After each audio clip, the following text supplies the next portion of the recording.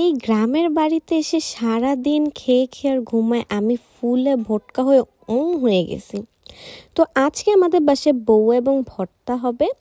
তো এটা আমি ভেবেছিলাম ব্রাঞ্চে খাবো, কিন্তু তখনও হয়নি, তাই আমার জন্য আগে থেকেই নাস্তা আনায় রেখেছিল। তো আমি আবার ক্ষুধা না নিতে পেরে খেয়ে ফেলেছি।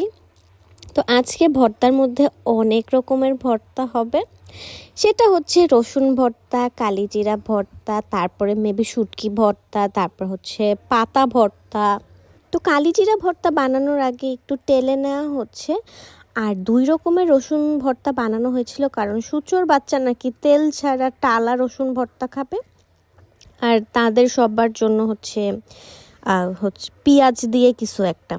তো আমি এক্স্যাক্টলি আর কি জানি না, কিন্তু দেখে ভালোই লাগছিল। রসুন ভর্তা তো সূচোর অনেক ফেভারেট, আর আমার কোন ভর্তা ফেভারেট সবাই গেস করো, দেখি কারটা হয়।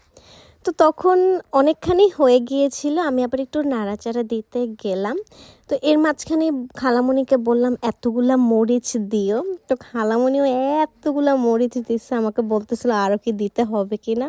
আমি তো বলি হ্যাঁ দাও দাও, কি আছে, যে আমি তো পারলে সবগুলাই দিই। তারপর খালামণি বললো না, সবগুলো দিলে অনেক বেশি ঝাল হয়ে যাবে। এরপরে পাটা পুতাতে ভর্তা বানাতে বসলো। ব্লেন্ডারে যা ভর্তা বানায় ওইটা না অতটা টেস্টি না, বাট পাটা পুতায় মাখলে যতটা না টেস্টে, এত বেশি মজা হয় বলার বাহিরে। সাথে আজকে অন্য আরেকটাও প্রিপারেশন চলছে, সেটা হচ্ছে এতগুলো নুডলস রান্না করা হবে। সো আমার খালামণির ভয়েস ওভার শুনো সবাই। গাজর, কফি, পেঁয়াজ কলি, আলু, আচ্ছা, মটরশুঁটি দিব। সে শুরুতে পুরো প্রফেশনালদের মতো ভয়েস ওভার দিচ্ছিল। আচ্ছা, ওই দিক থেকে এসে পুডিং খাইলাম। তো এই পুডিংটা অনেক বেশি ভালো হয়েছে, পাশের বাসার মামি দিয়ে গিয়েছে। এত মজা হয়েছে মাশাল্লাহ, সববার এত সুন্দর সুন্দর জেস্চার এত ভালো লাগে, আর পাশের বাসা থেকে খাবার দিয়ে গেলে আরও বেশি ভালো লাগে।